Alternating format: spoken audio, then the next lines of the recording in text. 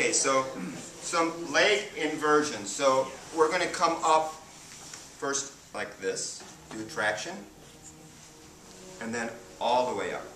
Now when standing on the table, one thing you want to be careful of is you should not put a lot of direct pressure on the hinge, because that's the weak portion of the table. So you want to watch that. So you bring the legs up to point of resistance here. And then we're going to place our feet on either side, bending our knees, and then we're going to lift and side to side. You're way flexible, Riley. So the key is to, for the people who are lifting, you lift with your legs. So your legs have to be bent, okay? And then you lift with your legs, okay? If the legs, you're working on someone that's real tall and their feet are up here, you can back up, just so that the legs are straight, and you can bend your knees and lift, and it's still the same thing. Thank you, sorry. Okay? So after the lift, we're simply going to do this. We're just going to bend their knees, and we're going into a lunge position. So this is called exaggerated lunge position. And your hands go below the knees, and you lean forward and bring their knees as much to their torso as possible. So you're stretching out their lower back. And you see my arms are extended, right? So it's my body weight transferring in here. And then I'd like you to back the knees up. And you can either do this from a standing position or a kneeling position, where we're going to simply rotate. This opens up the SI joint quite lovely. Opens up the base of the spine where the bladder meridian is. One spine way. opening. On my SI? Now you have to change. And then the other. Yes, you have to change now. One way and the other. And one thing I've been showing my students lately, because all of this stretches the lower back.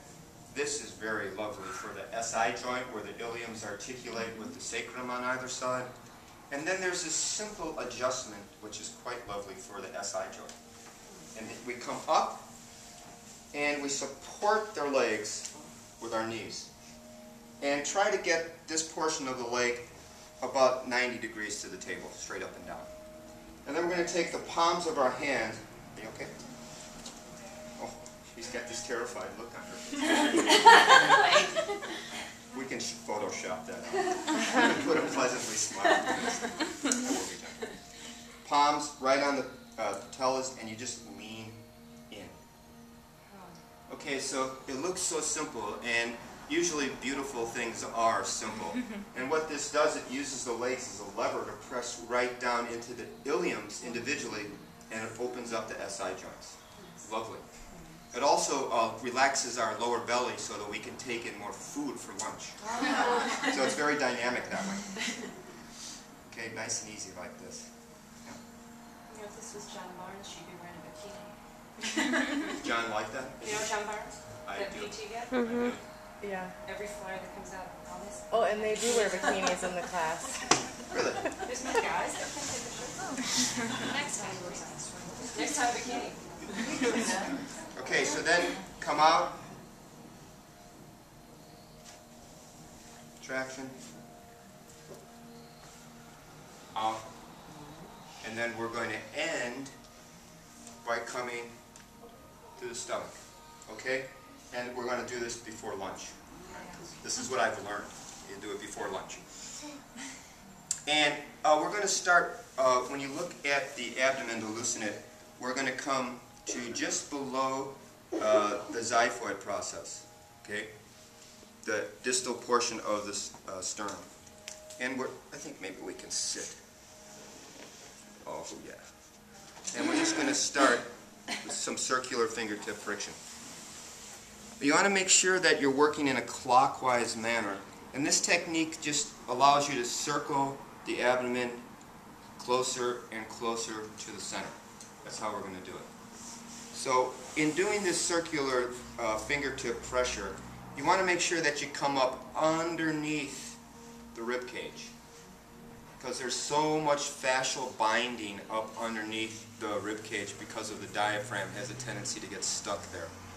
And if the diaphragm gets stuck, you can't take as a complete breath as Jha allows you to do. Okay? You have to take nice, full, deep breath. Working. So in working this area up underneath the ribs, come down. Here's the ASIS. You want to come just on the inside of that. Here's Riley's navel. You want to come right below that. And you want to come up in a circle, right up under the rib cage on this side. When you get a chance to look at your handouts, you'll see that the abdomen, or the hara as they call it, the center, has all these reflex points. And when you work on the abdomen, you work on all the organs and all the channels of the body. So this simple circle moving into the circle allows you to get all the reflex points. Now, one thing you should do for the person is to, if they haven't already, through this technique, ask them to continually send deep breath in and out of their lower abdomen. Because that not only loosens their abdomen, but it also helps activate the energy. Any stuck energy in the body, once you get hit with some nice deep breath, it helps circulate it through the body. Okay. And then once you get to the center, we're going to work straight up. Okay, so inhale, please. Exhale, sink in. And I'm going to work straight up the body. Now, one thing I want you to hold in your heart when you're doing this work is that this area that we're working on right now is a vulnerable area, right? Very vulnerable. So you have to convey that sense to the person you're working on through your touch. Okay? You want to work with their breath. So you follow their breath in their body. You don't go in any farther than they allow you to. So when they inhale and your hand rises, on the exhale you sink in only as much as their breath allows you to. So they feel that they're in control, so that they can relax. Okay. And you're going to take this up onto the sacrum. No, the sternum. Wow. Onto the sternum. And we're going to end right at the maneuvering. Okay?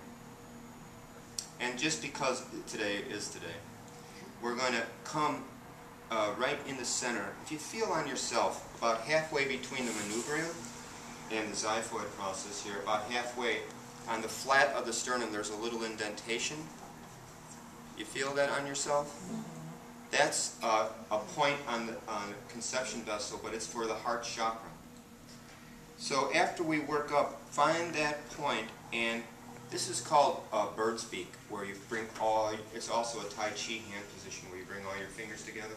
And we're just going to do some nice light tapping over that point. It helps dissipate any stagnant energy in and around the heart chakra.